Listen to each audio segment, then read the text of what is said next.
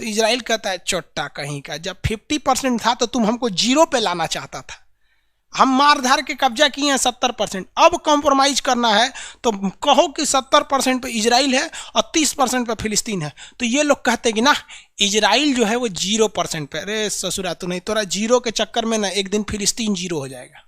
एक बार Jordan Israel में हमला हुआ, इजराइल ने इतना मार मारा जॉर्डन को कि आज तक जॉर्डन इजराइल से झगड़े नहीं करता है।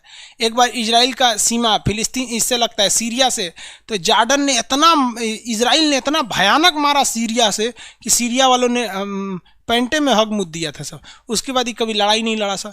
एक बार लेबनान वाला ने हमला कर दिया इजराइल पे, इजराइल वाला लेबनान से घुसा घर में घुस मारा था, 2,000 लोग को ये मार दिया, मोहल्ला साफ कर दिया। तो लेबनान वाला भी नहीं लड़ता है सब। एक बार मिस्र वाला झगड़ा किया था तो मिस्र वाला को इतना मारा कि मिस्र वाला भी भाग गया, डरे सऊदी अरब वाला पहन के लुंगी भाग गया, कहा हमसे नहीं लड़ेंगे हम यहाँ पे। इजराइल बहुत ही शक्तिशाली देश है। इसका कहना है कि दुश्मनों को इतना मारेंगे ना कि दुश्मन हमारी ओर देखने की हिम्मत नहीं करेगा। ये अरब वाले सऊदी अरब वाले लुंगी में मुंह देगा सब, अगर एक बार ही खांस दिया था यहाँ पर, इतने खतरनाक। इजराइल भाई साहब, इजराइल तो कोई देश ही नहीं था, इजराइल को तो कब्जा करके बनाया। वहाँ कौन देश था? फिलिस्तीन। यहाँ एक देश था जिसका नाम था फिलिस्तीन, देश का नाम क्या था? फिलिस्तीन। अब फिलिस्तीन जो देश था, इस देश के ऊपर ब्रिटेन ने क्या किया, देखिए इधर यहूदियों पे बहुत ज़्यादा अत्याचार करता था हिटलर, और हिटलर ने यहूदियों पे अत्याचार करता था, लेकिन यहूदी बहुत पढ़े लिखे लोग थे। ब्रिटेन को लग गया कि अगर यहूदियों को हम साथ ले लेते हैं तो आगे जाके काम करेंगे, और ब्रिटेन चाहता था कि ये मुसलमान देशों के बीच में एक परमानेंट बवाल पैदा करके चले जाए, परमानेंट बवाल करके पैदा करके चले जाए। अब देखिए मुसलमान ना सऊदी अरब को बहुत इज्जत से देखते हैं सब, लेकिन ये बहुत बड़ा हरामी कंट्री है। यहाँ पर ये उनको लगता है कि यहाँ मक्का मदीना है तो बहुत अच्छा है, बहुत बड़ा चोट्टा है। ऑटोमन साम्राज्य को इसी ने मरवाया, हम लोग को क्या मतलब है कौन मरवाया कौन नहीं, हम लोग अपने इंडिया से मतलब है। लेकिन यहाँ देखिए पीठ में छोरा घोपा यही, और फिलिस्तीन पर हमला यही करवाया था ये सऊदी अरब। अब आज कहता है कि फिलिस्तीन से भाग जाओ। तो ब्रिटेन जो था वो क्या कहना चाहता था कि भाई ये पहले ऑटोमन साम्राज्य था। आप अगर ध्यान से देखेंगे फिलिस्तीन तो ये कहाँ पर है, ये देखिए ये तुर्की है, यहाँ पे साइप्रस, सीरिया, लेबनान, ये है फिलिस्तीन। तो यहाँ पर थे देश था फिलिस्तीन। तो अमेरिका ने क्या कहा, ब्रिटेन ने, सऊदी अरब और ब्रिटेन ने समझौता कर लिया ये दोनों मिलके कि हम मार देंगे ऑटोमन साम्राज्य को, और फिलिस्तीन हम किसको दे देंगे? सऊदी अरब को। फिलिस्तीन किसको दे देंगे? सऊदी अरब को। तो ये इसको लगा, सऊदी अरब के राजा को लगा कि फिलिस्तीन युद्ध के बाद हमको मिलने वाला, इसलिए इसने पीछे से हमला ये भी कर दिया। और जो जर्मनी में यहूदी थे, ब्रिटेन ने इन यहूदियों से समझौता किया कि तुम हमें पैसा दो और सेना दो, हम तुम्हारे लिए एक नया देश बनाएंगे, तुमको हिटलर मार रहा है ना, हम तुमको यहाँ बसा देंगे। बेचारा फिलिस्तीन के लोगों को पता नहीं कि उनका बंटवारा होने वाला है, उन पर लोग व्यापार कर रहे हैं। सऊदी अरब इंतजार में कि हमको मिलेगा, और यहूदियों को लग रहा है कि भाई हमको एक नया देश मिलने वाला है। इस पर बम्बार्डमेंट करके, और इस पर इतना भयानक बम्बार्डमेंट किया गया कि यहाँ के लोगों को बहुत ज़्यादा मार धार हुआ, और यहाँ पर ले आके बसा दिया गया, किसको? यहूदियों को बसा दिया गया। और धीरे धीरे बंटवारा ऐसा कर दिया गया इस शेप में कि आधा यहूदियों का हो जाएगा, आधा मुसलमानों को हो जाएगा। और ब्रिटेन को इस बात को बेहतरीन ढंग से पता था, ब्रिटेन को, कि अगर मुस्लिम और यहूदी एक जगह रहेंगे तो यहूदियों के पास टेक्नोलॉजी ज़्यादा है, पैसा ज़्यादा है, वो कभी भी मुसलमानों को डांट देंगे, क्योंकि मुसलमान के पास ना टेक्नोलॉजी है, ना दिमाग है, ना पैसा है, कुछ नहीं यहाँ पर। इन लोग के पास तो सऊदी वालों के पास पेट्रोल निकल गया, जिस दिन पेट्रोल खत्म खेल खत्म, बकरी चराएगा सभी सब। तो यहाँ पर धीरे धीरे इजराइल क्या किया, इस एरिया को कब्जा करते गया, और आज वहाँ फिलिस्तीनियों को इतना ना चौपट कर दिया है कि वहाँ के किसी काम के नहीं है। और इस पर केवल और केवल दोष देना इजराइल को गलत है, क्योंकि इजराइल अगर यहाँ से हट गया तो फिर इजराइल जाएगा कहाँ? कोई नहीं है यहूदियों को बचाने वाला इस देश में। यहूदियों का केवल एक और देश है, इजराइल।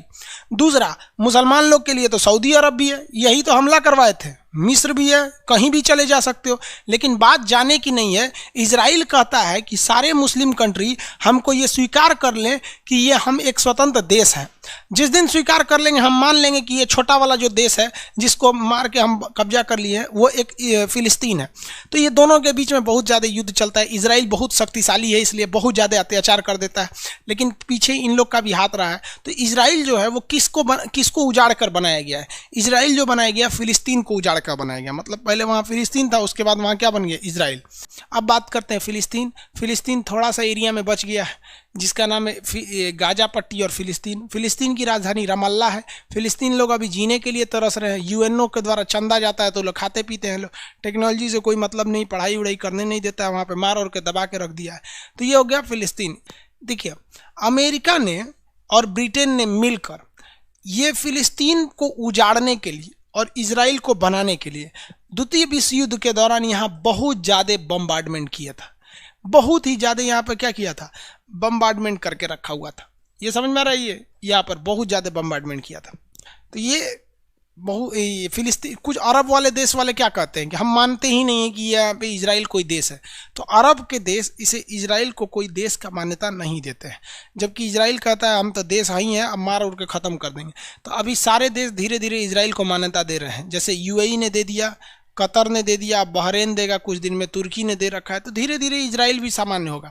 अब इन लोगों को करना क्या चाहिए भैया, समझौता कर लो कि भैया जितना में तुम हो रह जाओ और जितना में फिलिस्तीन है उतना छोड़ दो। लेकिन इन लोग की बात देखिए, इन लोग का कहना है कि नहीं पूरा फिलिस्तीन का है। तो इजराइल कहता है हम कहाँ जाएंगे, तो कह रहा तुम समझो। तो कहा अच्छा धो देता है फिलिस्तीन वालों को।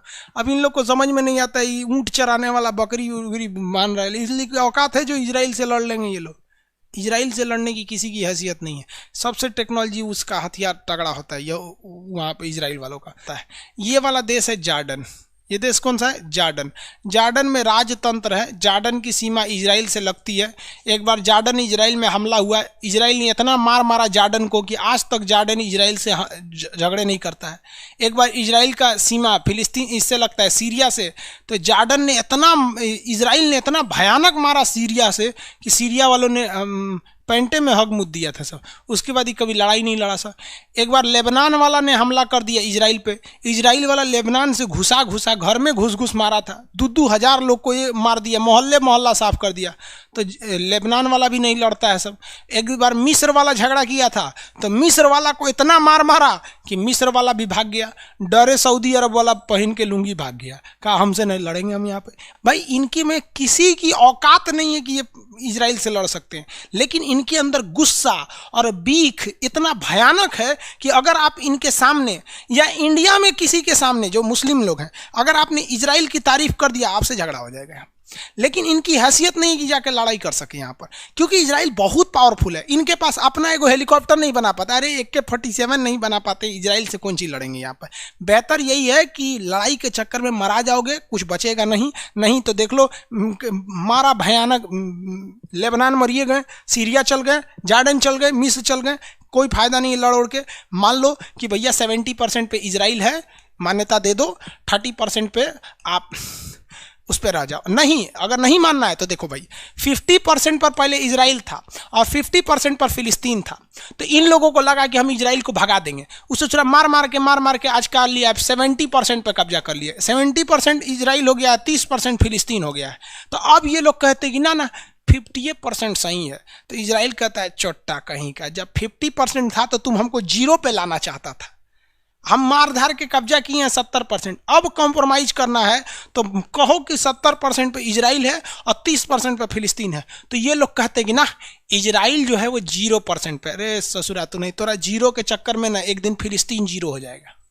यहाँ पर उन लोग को कुछ आता जाता है नहीं। फिलिस्तीन वालों को एक हो रॉकेट मारता है ऐसा हमास वाला, अरे भैया रॉकेट मारता है। दुनिया का सबसे खतरनाक मोसाद यहाँ की सीक्रेट एजेंसी है, ये सब बहुत खतरनाक होता है। तो ये इजराइल समझ में आ गया। इजराइल बहुत ही शक्तिशाली देश है। इसका कहना है कि दुश्मनों को इतना मारेंगे ना कि दुश्मन हमारी ओर देखने की हिम्मत नहीं करेगा। ये अरब वाले, सऊदी अरब वाले लुंगी में मुंह देगा सब, अगर एक बार खांस दिया था यहाँ पर, इतने खतरनाक है। और इनको पता है इजराइल को कि ये मुसलमान आपस में लड़ जाएंगे सब, शिया सुन्नी वहाबी पता नहीं क्या 25 को तो होता है, सभी सब अपने में लड़ के मर जाएगा सब। तो इजराइल कहता है ना एक काम करो, पहले ईरान को टपका देते हैं। तो ये सब इजराइल का साथ दे देते हैं, सऊदी अरब वगैरह सब कहते मारो इसको। जिस दिन ईरान मरेगा ना उस दिन ये सऊदी अरब को भी नहीं छोड़ेगा। तो अभी इजराइल एक बहुत शक्तिशाली देश है। भारत का इजराइल से बहुत अच्छा संबंध है। बेंजामिन नेतन्याहू यहाँ पे जो थे, इनका भारत से बहुत अच्छा संबंध है। अच्छा है भाई, हम लोग को अपने देश से मतलब है, बाकी मारो कटो लोग ससुरो हमको क्या मतलब है। लेकिन ध्यान से अगर देखेंगे तो 2 लोग हैं जो नहीं लड़ रहे हैं आपस में, एक रूस एक अमेरिका। ये आपस में नहीं लड़ रहे हैं, बाकी सब लड़े जा रहे हैं और ये कहला रहे हैं आतंकवादी। और ये जो लड़ाई शुरुआत कराने वाले ये दो ठो हैं, ये देश कहला रहे हैं, ये कहला रहे हैं शक्तिशाली देश। पूरी दुनिया में ना आतंकवाद जो फैला है इन्हीं दोनों की वजह से फैला है, क्योंकि इनका हथियार बेचने का व्यापार है। इनको हथियार रूस बेच रहा है और अमेरिका बेच रहा है, खुद हथियार भी बेच रहे हैं सर, और लड़ाई को लंबा खींच के रखे हैं सर, ज़्यादा तुरंत खत्म नहीं करेगा सर यहाँ से। हिटलर यहूदियों को क्यों मारना चाहता था? देखिए, हिटलर जब प्रथम विश्व, हिटलर एक ऐसा था, जर्मनी का सैनिक था। इंग्लैंड और जर्मनी के बीच में युद्ध हुआ था, इंग्लैंड और जर्मनी के बीच में युद्ध हुआ। इस युद्ध में हिटलर एक सैनिक की तरह लड़ रहा था। उस समय वो राजा नहीं था, ये घटना 1930 की है। तो हिटलर जख्मी हो गया था, वो ये घर में छुप गया, छुप गया ना, और उस घर के लोगों से विनती किया कि हमको बचा लेना, जबकि वो घर खुद जर्मनी में था और वो लोग भी जर्मनी के रहने वाले थे। लेकिन उन्होंने हिटलर को बेहोशी की दवा दे दी और इंग्लैंड के सैनिकों को बुला के दे दिया कि ले जाओ इसको, हिटलर को पकड़ लो।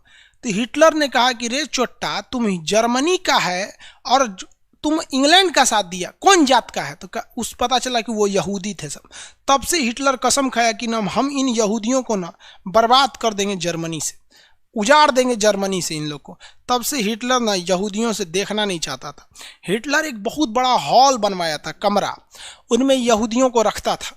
और कमरा ऐसा था ना कि उसकी खिड़की उड़की बंद कर देता था और उसमें जहरीला गैस छोड़ देता था और खिड़कियों से देखते रहता था। अंदर जब तड़पते थे सब, जहर से मरते, तो उसको याद आता था ऐसे ही हम छुपे थे और हमको तड़प के खींचते हुए इंग्लैंड लेके गया था, हमको जेल में बंद करके पीटा गया था, हमें ऐसे ही दर्द हो रहा था। ये दर्द हमको एक यहूदी ने दिया था, उसने जासूसी कर लिया, इसलिए वो यहूदियों को ठोक दे रहा था। अगर हिटलर जिंदा बच जाता तो कंफर्म समझिए कि ब्रिटेन, इस दुनिया, दो लोग को तो मिटा देता, ब्रिटेन को मिटा देता और यहूदियों को मिटा देता, छोड़ता नहीं, इन लोग को तबाह कर देता। समझ आ रहा है?